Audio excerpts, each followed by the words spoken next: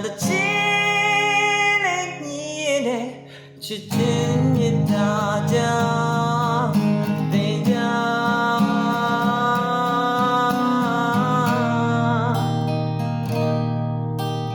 没ကျွန်တော်ခွင့်ပြုတော့